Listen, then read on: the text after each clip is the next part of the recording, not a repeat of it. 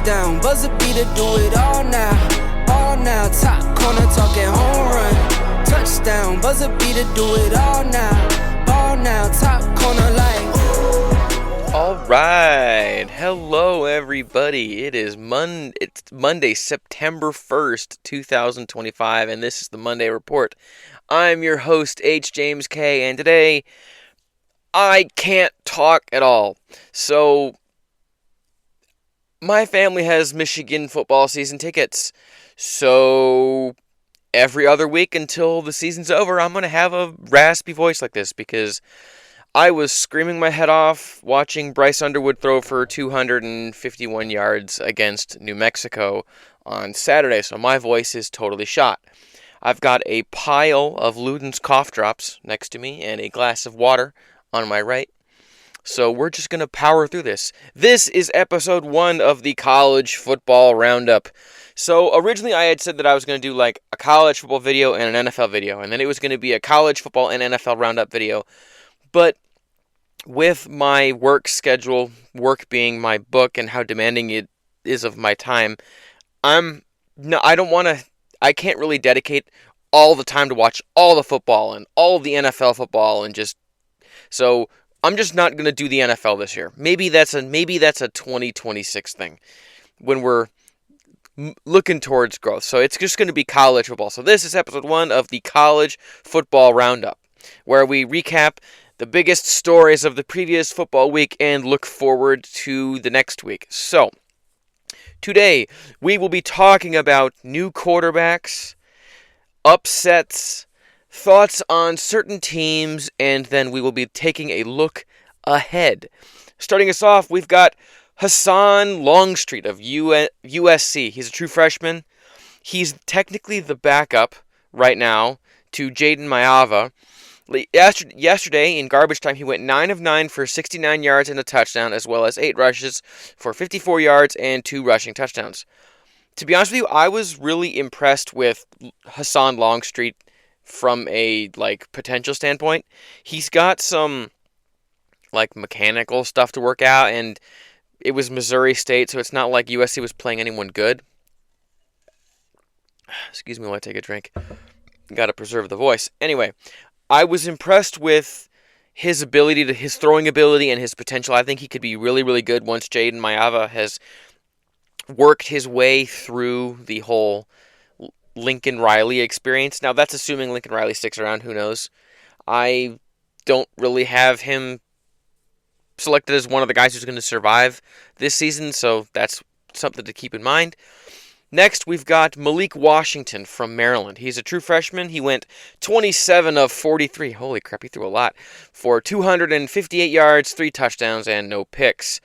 He had a little bit of a slow start. I think he started out 3 of 10 for 16 yards or something like that. It wasn't a great start, but he did settle in, and he had an impressive debut. I know a lot of Terps fans online are very encouraged by what Maryland was able to do with Malik Washington. Now, it's still Maryland. They still make the same dumb penalties that every other team coached by Mike Locksley does, but they're encouraged. His foot, I will say though, from what I watched, Malik Washington, his throwing motion is pretty good, but his footwork needs some tweaking. He's going to be working on his footwork going forward.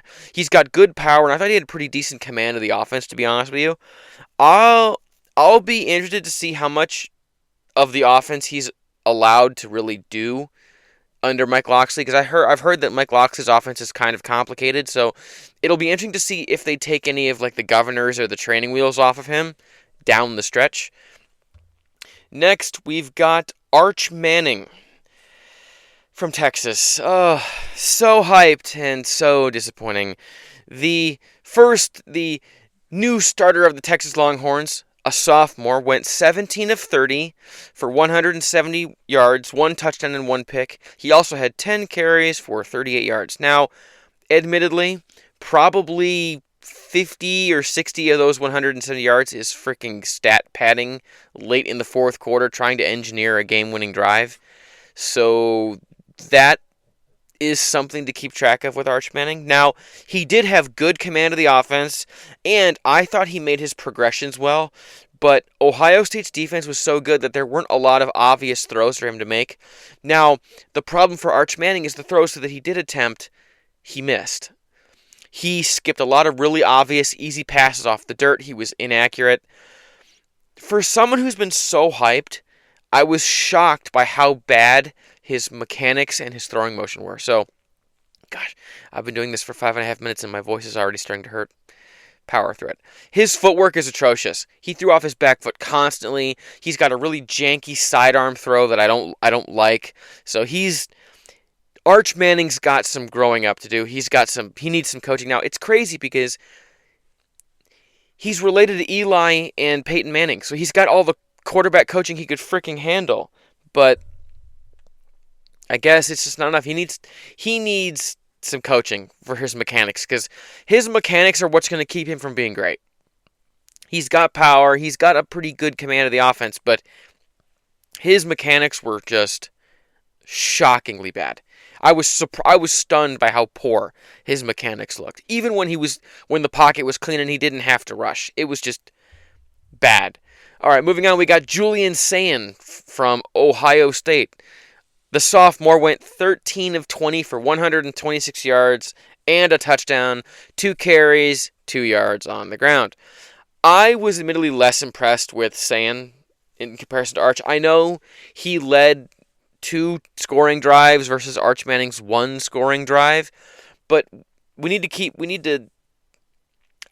didn't like what I saw from Julian Sayin, and that this isn't like a Michigan Wolverines fan saying, "Oh, he's overrated." No, I thought that for a lot of the game, Sayin was like, take the snap, look at first read, and go, "Uh-oh, it's not there," and then try to get to the second read. There wasn't as much like first read to the third read. It was like, look at the first read, is it there or not, kind of thing. And while he was technically a little more successful from a game management standpoint, I was expecting more from an Ohio State quarterback, and I get it. Texas has a great defense, and they made it hard for him, but I don't know. I expected the offense to have more rhythm with Sayin. Now, admittedly, Brian Hartline is the offensive coordinator again, and he was the offensive coordinator a couple of years ago alongside Ryan Day, and those offenses were kind of jank. They didn't have as much rhythm as it did under Chip Kelly, so it begs the question, does Brian Hartline's play calling factor into that a little bit of how he couldn't really get into rhythm? That said, Sayin does have superior throwing mechanics to Arch Manning. I thought that was clear to see. He has some things to work on as well, some bad habits, but Julian Sayin, I thought he looked more like a starting quarterback from a mechanics standpoint versus Arch Manning. Let me take another drink. All right, so next we're going to talk about Bryce Underwood, the new starting quarterback at Michigan. Underwood is a true freshman. He went 21 of 31 for 258 yards, 1 touchdown, no picks, and he did not run, although he did get sacked twice. I was so impressed with Bryce Underwood. He's a true freshman. On Monday, he's 13 days older than 18 years old. He's 18 years and 13 days old. So he's a kid. But he's got impressive power behind his throws. His power throws looked super effortless. He was just like the ball just exploded out of his hand. He had a ton of zip. But he did have a surprising amount of nuance to his throws, of layering. He was able to layer some throws. Like there was one throw he made in, I think it was the third quarter, where it was like Andrew Marsh, a true freshman wide receiver. I think he ran a wheel route down the sideline, and it was like a play action, and then Underwood like turned to the right and threw it. And this ball, the safety's over the top. There's a corner in zone coverage underneath, and there's like maybe a 5-yard window between those two defenders where you can get the ball, and he fits that ball right in there. It's right where it needs to be. It's perfectly located. but Andrew Marsh wasn't looking, so the ball just was incomplete. He never even saw it, even though it was such a well-placed ball that he catches that in stride, it's a touchdown. Like, it was one of those kind of throws. So I thought he had impressive touch for a true freshman, which begs the question, what's he going to be like as a sophomore or a junior? So he was able to make all the throws, which I really thought was great. There were some issues with procedural penalties, like getting everybody lined up correctly or snapping the ball before everyone was set, which are just things that an inexperienced true freshman are just going to kind of make those mistakes. So it's one of those things where as he gets older, those will go away. Now, there were no delay of game penalties. There weren't very many false starts. The offense really did kind of function the way it's supposed to function, but there were some little things, some niggling issues that as he gets older will be worked on. I was surprised by how good Underwood commanded the offense. He was making checks at the line, calling protections, audibles. He had a great understanding of the offense. He made progressions really, really well, all the way down his different receivers. It was impressive. It was like J.J. McCarthy did that stuff as a sophomore after a year in Harbaugh's system.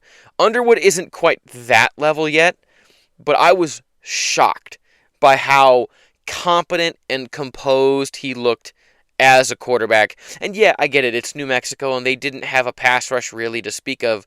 But I've seen great quarterbacks play against crap teams and look like absolute, just awful, inept, hapless.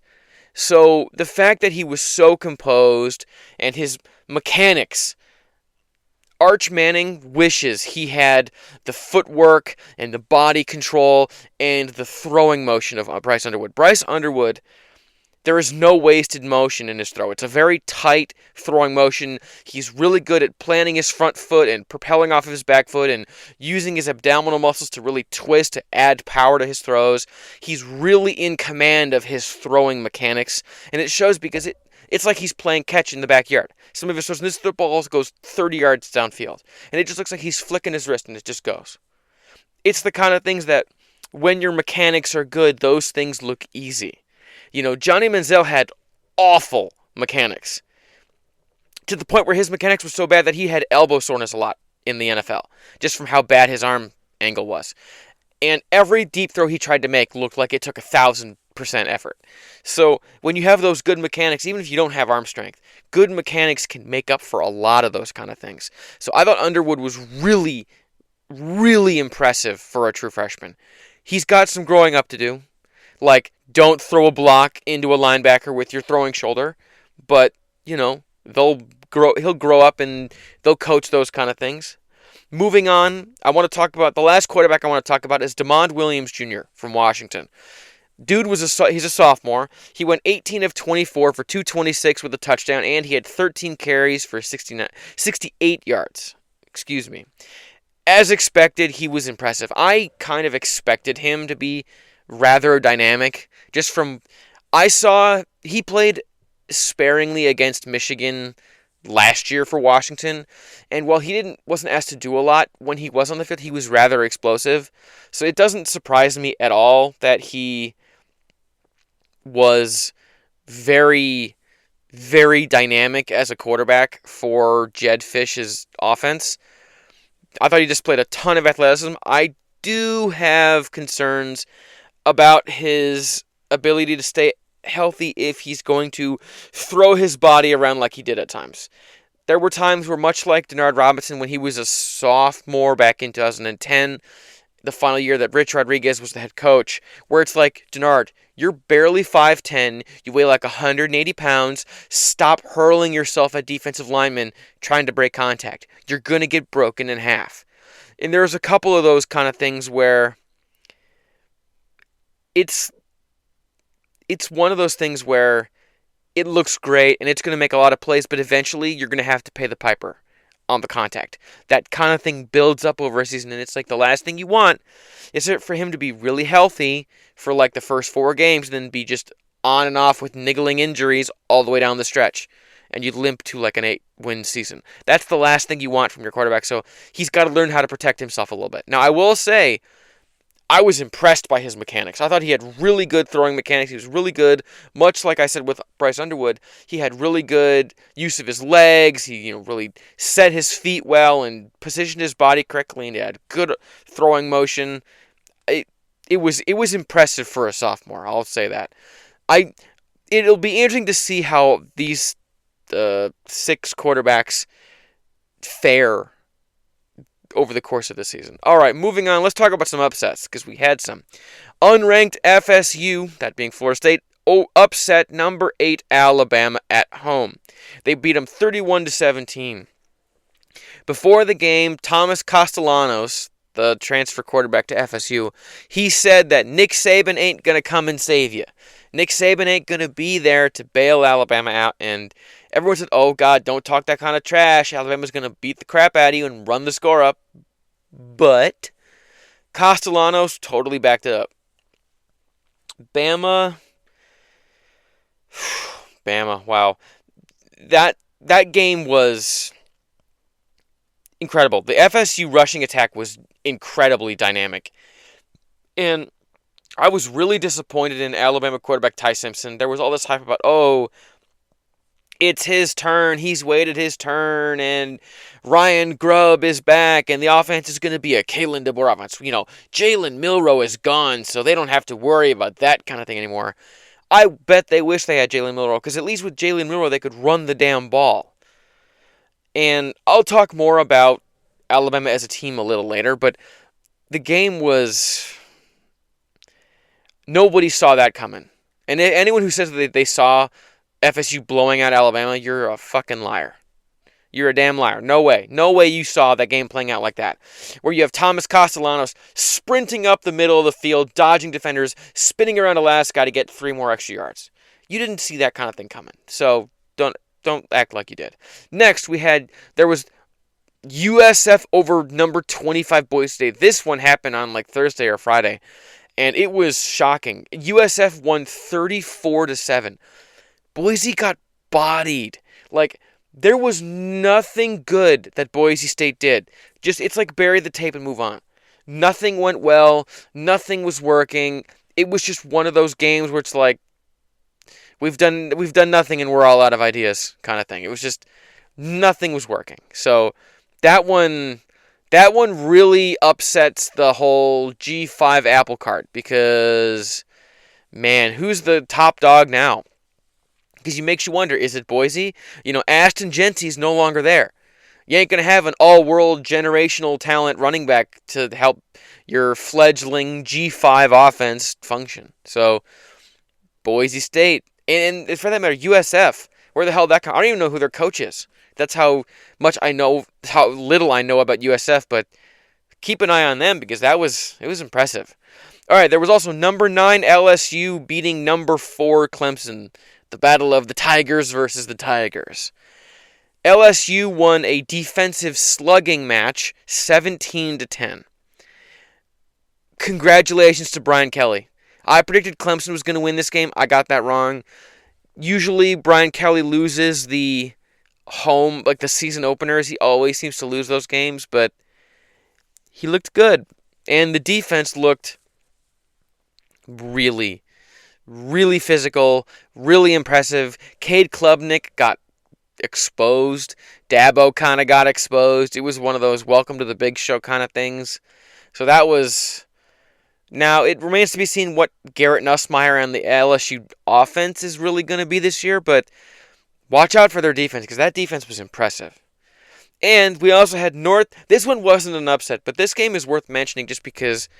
What the hell is going on in Manhattan, Kansas? North Dakota, a nobody FCS team, almost beat number 17 Kansas State. The final score was Kansas State 38-35 because of late game heroics from quarterback Avery Johnson.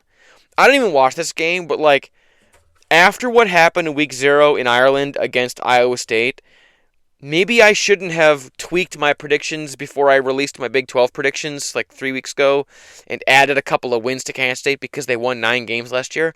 If this is how bad they're going to play, it begs the question, maybe because you guys didn't know, you all didn't know this, but originally my prediction for Kansas State was 4-8. But I said there's no way a team's going to go from 9-4 to 4-8. It ain't just going to happen. So I tweaked a couple of predictions around and gave them 2 or 3 extra wins. I don't remember, but if they're going to play like this, my original prediction of 4-8 is going to look freaking like Nostradamus.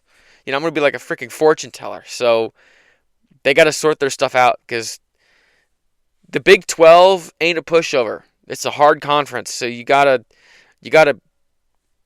be on it. You gotta have your A game because it's a wide open. Anyone can win. So now I don't want that. That's enough about upsets. Let's talk about just thoughts on some teams. So I'm going to talk about Ohio State, Michigan, Kansas State. I've already talked about Kansas State, so we'll just move on from them. Alabama and Florida State. So Ohio State, I'm not going to make, this is not going to be a secret, but I despise Matt Patricia. He took a really good Lions team and just destroyed them. He was one of the worst coaches I've ever seen. It was like his way or the highway. He thought he was the smartest man in the room. I don't like Matty P. So I am highly skeptical of his defense at Ohio State. Now, admittedly, they did a damn good job of making Arch Manning look pedestrian. But Texas could run all over Ohio State if they wanted to. The whole thing is Sark, and I'll talk about Texas in a second, but Sark just didn't want to play the game that way. So Ohio State, I have questions about their run defense. That's a big one. I have some serious questions about their run defense. And as I mentioned earlier, I have questions and concerns about the play calling of Brian Hartline, because we've kind of seen that dance before where he's okay, but he's not he's a brilliant wide receivers coach, but he's not a great offensive coordinator. And Kirk Campbell was a great quarterbacks coach for J.J. McCarthy under Jim Harbaugh, but he was maybe the worst offensive coordinator I've ever seen at Michigan. And I have seen some doozies. There have been some bad ones, like Doug Nussmeier in 2014. He was bad. He was awful. Or, oh God, I don't even remember the guy's name, who was the offensive coordinator under Jim Harbaugh from 2015 to 2017 or whatever. I don't even remember that guy's name, but he was awful. He was so bad. Brian Hartline, it remains to be seen if he can just call a good offense that has a good rhythm, that doesn't rely on, I'm more talented than you,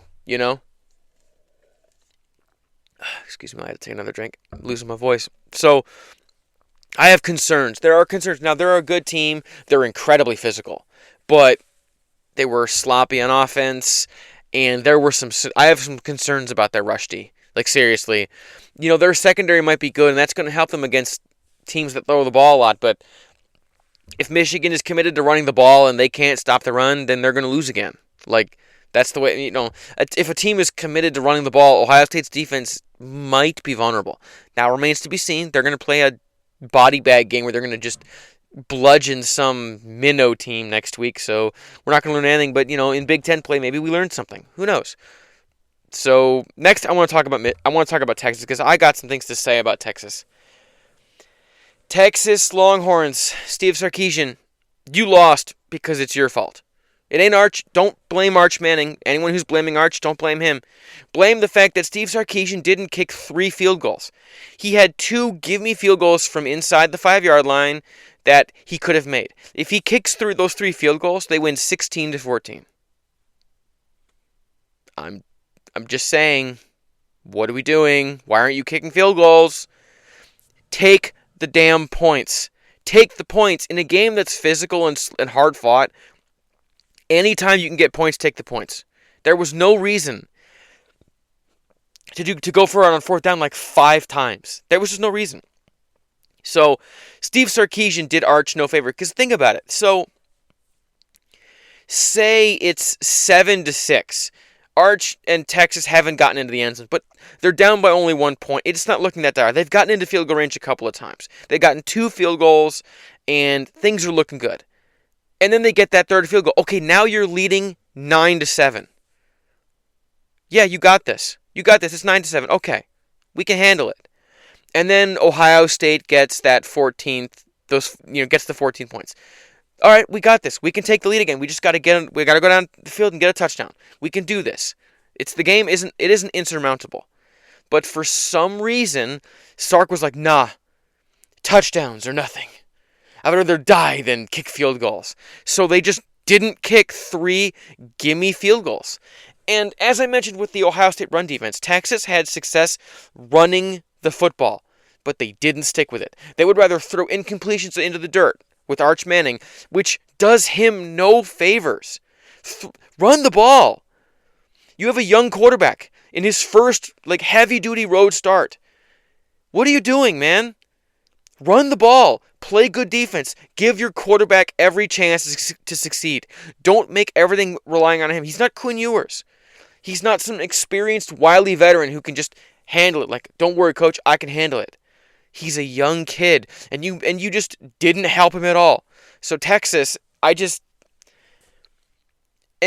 it's one of those things, maybe that's what's going to prevent Sark from getting over the top, from getting the chip that everyone thinks that Texas really should win with him. Because there is no excuse to not run the ball more and to not kick those field goals. There's just no excuse. James Franklin would kick those field goals, and I think he's a horrible big game management guy. So it's just supremely disappointing.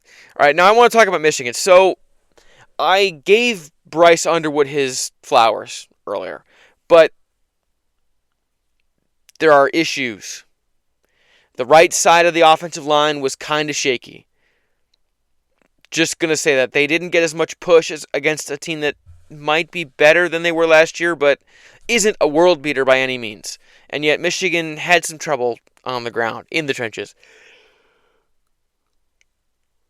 Excuse me. Man, I had a yawn all of a sudden. Wow, where'd that come from? Anyway, so I thought Andrew Marsh, I went on with this. Special teams was an issue. Samaj Morgan, he had a fumble. Andrew Marsh had a fumble on special teams. Andrew Marsh had that touchdown that pass that would have been a touchdown if he was been looking. So, but special teams, I thought special teams could have used some work. The kick coverage could have been better. I don't remember who our punter is this year. It might be someone different. I don't remember. I thought the punting could have been a little better too, but it's early season, so those things might get warmed. It'll get, sorted out. But the one thing I really had trouble with that really concerned me was sloppy defense. I don't care that Michigan rotated a lot of guys, so they gave up a lot of yards. The yards, that's garbage time, stat padding. I don't care. I don't care about that. What bothers me is the sloppy penalties on defense. And it was only on defense. The defense was very undisciplined. There were some flagrant, what are you doing? You don't need to tug his jersey there. Or you got beat, so you just decided to yank his jersey as he went by. So the defense needs to sort itself out, because the tackling was good, not great. I thought the D-line could have gotten some pressure, more pressure than they did. And penalties, man. Now there was a bullshit penalty. Jay-Sean Barham getting ejected was bullshit. They should appeal that targeting penalty because that was crap. But there were other penalties where I'm like, why are you doing that? There's no need to be holding that guy there and stuff like that. So sloppy. Needs to get better. All right, now let's talk about Alabama as kind of an organization real quick. So Kalen DeBoer is in trouble. Can't put it any more plainly than that. Kalen DeBoer is in trouble. So he has lost as many games against unranked opponents in his 1 year and 1 game at Alabama as Saban did in 139 starts. He's 9-5 as a head coach. And the team looks like it lacks player-led leadership. It doesn't look like a really cohesive team. It doesn't look like he has a real grasp and command of the team. And his things about I choose to believe that we're still a good team, and some of the other stuff he said, I know it really frustrated Bama fans now Bama fans have an unrealistic expectation of what Bama football is supposed to be, and they're going to have to adjust to the fact that you're not going to be all-time GOAT status every year. But Bama is not physical. That was the one thing the Saban teams were. I remember going to the Cowboy Classic in 2012, Michigan versus Alabama, and we accidentally stayed at the Alabama team hotel. And I remember, I think it was Eddie Lacy walked into the dining area for breakfast one day. It was like looking at a redwood. The dude was the size of a building. He was huge. All of their players were. I remember we were way up high, so you couldn't see hardly at all. But the Alabama players were it was like two of us for one of them. They were that big. So their teams were you were physically dominated before you even stepped on the field because you just knew Bama's going to out-physical us. That was just what happened with Bama. And these Kalen DeBoer teams, no one should be afraid of them physically. They're not physical. They're sloppy on defense. They're undisciplined. They don't tackle well. Their run defense was atrocious. Oh my Lord, what the hell was going on? They let Thomas Castellanos just do whatever he wanted.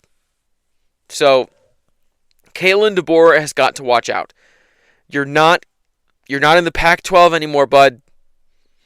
If you keep messing around like this with your teams getting less physical and less clutch, and you keep making stupid mistakes and losing to teams you should beat, they're going to pay someone to pay your $70 million buyout or whatever absurd number it was. So Bama's got to shape up. Now, they're going to beat ULM next week, Louisiana Monroe. But if they struggle at all against Louisiana Monroe, if they don't beat them 42-0, people are going to start asking questions about Kalen DeBoer. Which I don't know if that's warranted, if that's fair, but it is what it is. Bama fans, there's a standard. And Alabama under Kalen DeBoer hasn't met the standards. So the last team I want to talk about is Florida State. So Mike Norvell goes 2-10 last year, decides, you know what, we got to blow up the whole team. Blows up the whole coaching staff and hires Gus Malzahn and Tony White. Excuse me. I'm sorry. Another yawn. Tony White to bring his kind of 3-3-5 defense to FSU, and Gus Malzahn bringing his really fancy run spread offense kind of thing. And they were physical. They ran the ball well. They played good defense. It looked more like the 2023 team versus the 2024 team. And it's been an impressive turnaround. Now, it's only one game. But the fact that Florida State looked better on Saturday than they ever did at all in 2024 shows you that they're better. They're better. They're not going to win only 2 games this year. Now, maybe they win 5, maybe they win 9, maybe they win 7. Who knows? But they're not going to be 2-10 this year. It ain't going to happen because this team is just better than that. They're better coached than that. The team's offense looks like it's an actual offense. The defense looks like they know what they're doing and actually give a crap. So, Mike Norvell, congratulations on probably saving your job, because if you were bad this year, Florida State was going to fire your ass, which I don't think is fair, because I think Mike Norvell is a good coach. All right, now looking ahead. I already mentioned Alabama versus Louisiana Monroe. How does Alabama respond to the upset? Do they decide to bludgeon ULM and just be done with it, or do they trip up and have trouble? Remains to be seen. Oregon versus Oklahoma State. Number 7 Oregon versus Oklahoma State. So, this game is going to be Dante Moore's first really big test. Dante Moore he's from Detroit, highly rated recruit, chose to go to, I don't even know where his first stop was. I know he ended up at UCLA under Chip Kelly, and he was okay, but he wasn't great. So now he is the starting quarterback at Oregon. And Oklahoma State, I am predicting that Oklahoma State's going to be better this year than they were last year. So to me, this is a big game for Oregon, because Dante Moore has been good but not great. He's been not inaccurate, but he hasn't been like, man, look at his ball placement, So over the years. So for Dante Moore, this is a big test. If they go out and they just manhandle Oklahoma State, but Dante Moore plays bad, then we're going to know something. If it's a close game, but it's Dante Moore like leading them to victory, then that's going to tell us a lot about Dante Moore as a quarterback. Regardless of how the game plays out, I think we're going to learn a lot about the Oregon Ducks and especially Dante Moore. So the next game I want to talk about is the Cy-Hawk Trophy. That is Iowa versus Iowa State. So Iowa State won last year. Can they make it 2 in a row? Iowa State won their season opener. They're 2-0 now. Can they make it 3-0? Iowa, how do I put this? Iowa is still allergic to the forward pass. Can't make it more plain than that. They threw the ball like 20 times for like 48 yards yesterday. Not yesterday, what am I saying? Well, I'm recording this on Sunday, so on Saturday. They threw for like 48 yards. It's one of those where, once again, they brought in 2 guys from the FCS to be quarterback, and they're like, we're making changes, we're going to open things up, and same old shit, different day. It's just, Iowa State fans, now that I've experienced what that kind of offense is like, Iowa fans deserve better than that. So I am predicting that Iowa State, I'm pretty sure I predicted that Iowa State beats Iowa. I wouldn't, even if I hadn't predicted that before the season, seeing the fact that Iowa hasn't made their quarterback room any noticeably better at all, I think Iowa State's going to win again. Now, it's going to be low scoring and it's going to be ugly, but I think the Cy-Hawk Trophy is going to stay in Ames, Iowa. I think it's Ames, Iowa, or Iowa City. I think Iowa City is the University of Iowa, but Ames, Iowa is for Iowa State.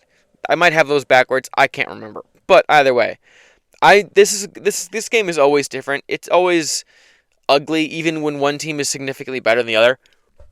So the last game I really want to kind of we're like looking ahead towards is obviously currently ranked number 14 Michigan at currently ranked number 19 Oklahoma. So Bryce Underwood's first big test. Bryce Underwood he was 50-4 in high school. And he's 1-0 as a starter at home. But he's never had to go play in a place like Norman, Oklahoma as an away team. So for me, Michigan versus Oklahoma is going to tell us a lot about both teams because, like, Oklahoma beat Illinois State 35-3 in their opener. But let me take another drink. Oh, my voice is failing me. Sorry. So Oklahoma, they struggled to defend the run against Illinois State, against the Redbirds, even though Illinois State couldn't throw. And John Mateer threw for like 396 yards passing, 30 of 37 or 30 of 39, something like that, for like 3 touchdowns. John Mateer was just anything he wanted, he had. Even though they were super vanilla. Now, as I've heard from Oklahoma fans, Oklahoma didn't play 3 starters on O-line and lost, that was intentional, and lost one of their other offensive line starters to an injury on the first drive. So the fact that they couldn't run the ball probably is a red herring after the Illinois State game. So it'll be interesting to see what the Oklahoma offense looks like. I've already talked about Bryce Underwood and what that game is going to mean for his maturation, but John Mateer, Heisman campaign starts now? Maybe. I don't know.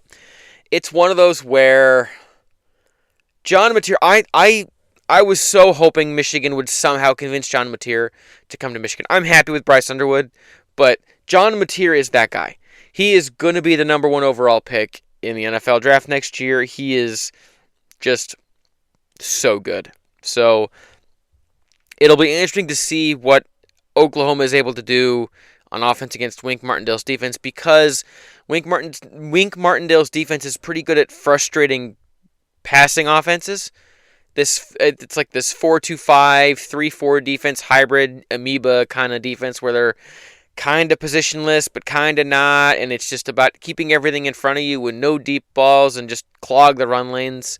So it'll be interesting to see what Oklahoma has in store for Michigan. Now, from a Michigan perspective, if Michigan is able to run the ball effectively, no matter how Bryce Underwood plays, they can beat Oklahoma. If Michigan can run the ball, they can win the game.